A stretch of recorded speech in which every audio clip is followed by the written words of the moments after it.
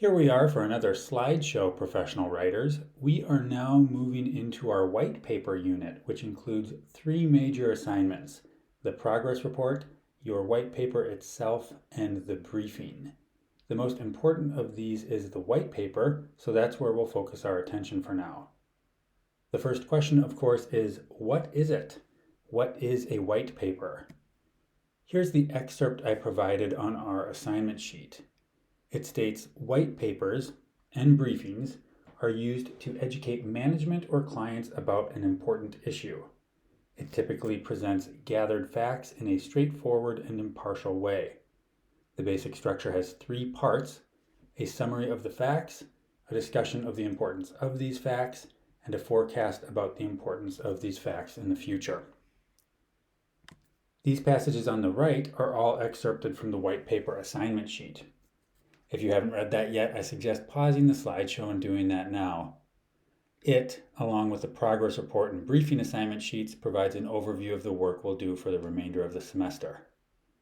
White papers are informative or educational in nature rather than persuasive. Like with our previous assignments, we want to create yours to appeal to real-world readers in a real-world context of use. And while white papers are mainly informative, they might be intended to help readers make an educated decision on a complex topic. That's why I note that you might conclude with a soft recommendation, which I'll explain in a few slides. Now, our textbook never discusses white papers as a genre. The most relevant section is pages 273 to 294, which spans the chapters on informal and formal reports. Our white paper is a formal report, broadly defined. A formal report is a longer workplace document that combines research, analysis, and sometimes recommendations. Because formal reports can be long, yours will be 5 to 6 pages, single-spaced, they'll often be strategically designed using sections, graphics, typeface emphasis, and/or text boxes. In the workplace, readers often approach a long document with wariness. They think, do I have to read all this? So we strive to aid their comprehension by writing clearly and directly. Again, you'll learn more about the expectations for your white paper by viewing the assignment sheet available on our Blackboard site. Before moving on, I'll note that the term white paper is sometimes used to refer to a marketing document that introduces a product. That type of white paper is written by a corporation and directed to consumers. If you search Google for an overview of white papers, you'll get some mixed results. We aren't thinking of white papers in terms of a corporate marketing document, but rather as an expositional report for a specific group of readers, as suggested by this excerpt from Richard Johnson Sheehan's Technical Communication Today.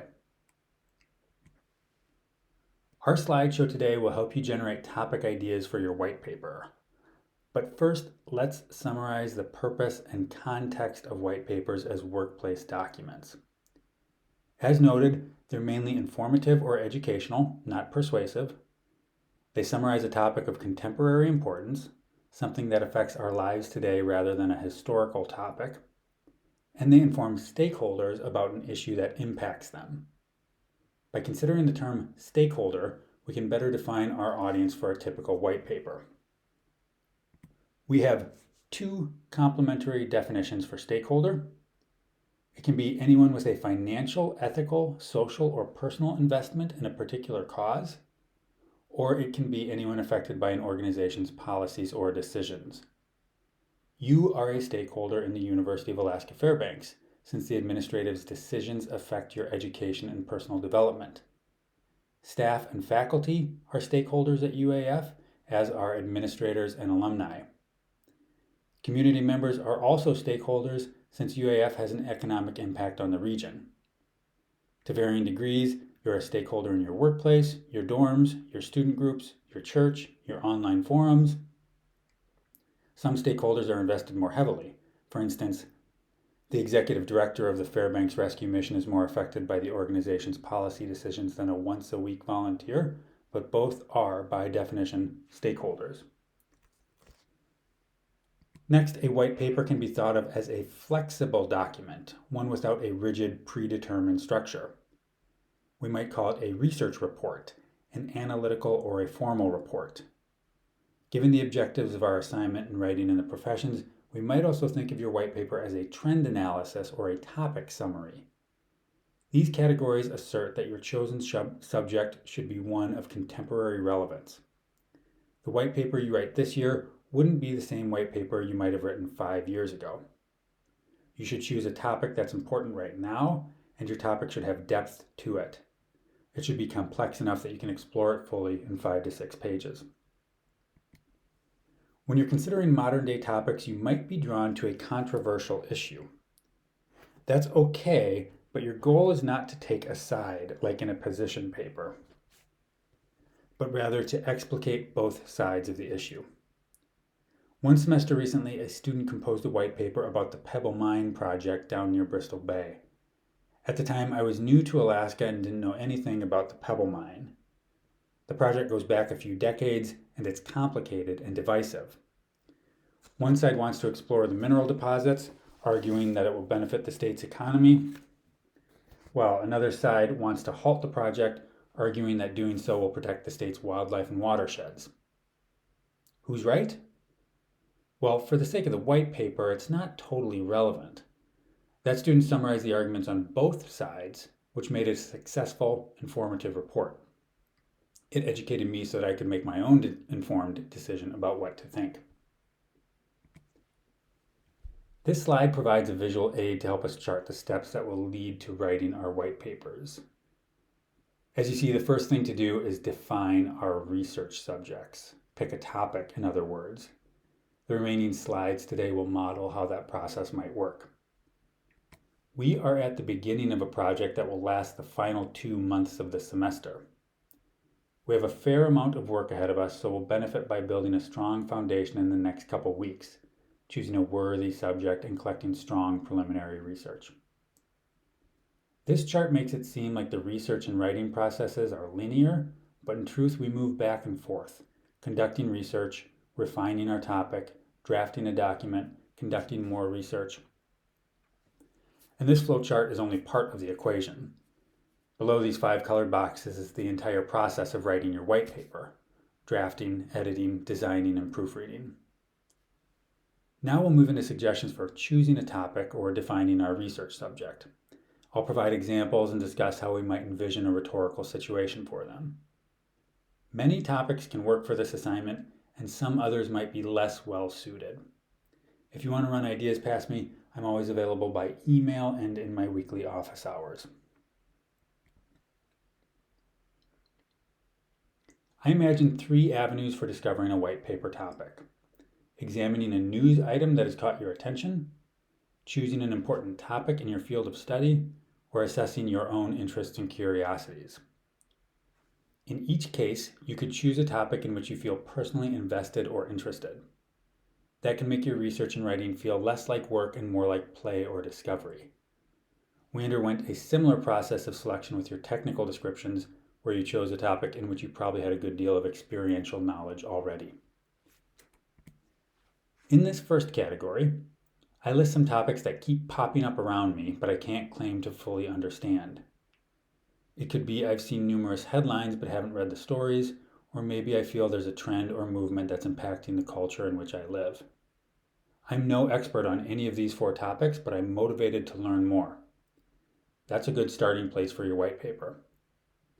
Although these 4 topics in the red boxes aren't new necessarily, they seem to be hitting a recent peak in media attention. In this second category, we have more specific topics which might not affect or appeal to a general population, but which might relate to readers in a specific field, say if you're studying finance or pre-law. You can consider what topics you're hearing about in your major classes, or which topics you feel will affect your career in the years to come. The topics in the orange boxes might provide you with a way into assessing the trends in your vocational field. Again, they're relevant in a contemporary sense, and you would be able to locate sources published within the last 5 years or so. Finally, in this third category, we see some broad topics. Too broad for now, but topics that we could refine to fit into our needs with the white paper assignment. To return to the Pebble Mine project idea, that's just a subcategory of mineral rights in Alaska, as would be the Ambler Road project. In that case, we start large and then narrow our research subject, which leads to our next slide. Ultimately, your approach to the white paper will be more productive if you choose a specific topic. Often with students, I'll say that their topic is so large that they could write a book on it. In that case, odds are they can't explain it comprehensively in a 5 to 6 page paper. We need to narrow the subject. Doing so, I say, will direct your research and allow you to be specific with your findings. It will also encourage you to think about adding something new to the conversation. That doesn't mean you need to conduct firsthand research of your own, but that you should figure out how the subject relates to your readers and their needs. By narrowing a broad topic like eagles to something more specific like bald eagles on the Mississippi, you pinpoint the contemporary relevance of your subject and you begin to envision why readers will benefit by learning more. The previous slide noted photography as a potential white paper topic. Well, what about photography? You could assess the new developments in photographing the aurora. You could examine how Instagram and TikTok have changed the way we share visual images. You could ask how smartphones have revolutionized filmmaking. You could consider how Adobe has led to a new movement of deep fakes, which pose a threat to truth and security. In those examples, we're imagining how we could create a logical map for the subject of photography. On this slide, we see how nuclear waste radiates outward into more specific research subjects. We could perform a similar process with some topics, thus making them more productive and more suitable for our work on the white paper assignment. Now let's think about how we could fit some sample topics into a real-world rhetorical context. For this slide, I'll use the subject of meatless meat, which I've listed as a news item on a previous slide. It seems that food scientists have made serious advances in non-meat protein sources in the past few years. Take, for instance, the existence of the Impossible Whopper or the non-meat section of the meat department at Fred Meyer.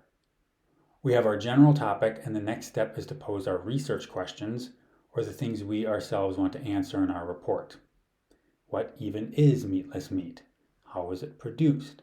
How will it affect our diets, the economy, and the environment? As I would define it, meatless meat is a food substance that mimics the texture, flavor, and appearance of traditional animal proteins. It includes brands like Beyond Meat, Light Life, and Impossible Foods. The next step is to consider who our audience might be. I can think of two possibilities: your classmates in writing in the professions, or your peers, hypothetically, in the food science club at UAF. Both of these groups would benefit by learning more about the subject, though their needs and expectations for your white paper would be different. Your classmates represent a general audience. They share your demographic, same age, same income bracket, same health concerns. But your peers in the food science club would have a different investment, since they would be more interested in the production as well as the consumption of meatless meats. So what about the context of use? For your classmates, you would imagine your white paper as part of an info-sharing forum, like a poster session in which we present all our research. But you would still try making the topic relevant to them, possibly by discussing the health outcomes, environmental impacts, and what the subject tells us about the future of food engineering and consumption. For the food science club, your white paper might advise your peers about how meatless meats will impact the career field and open new possibilities for research and production.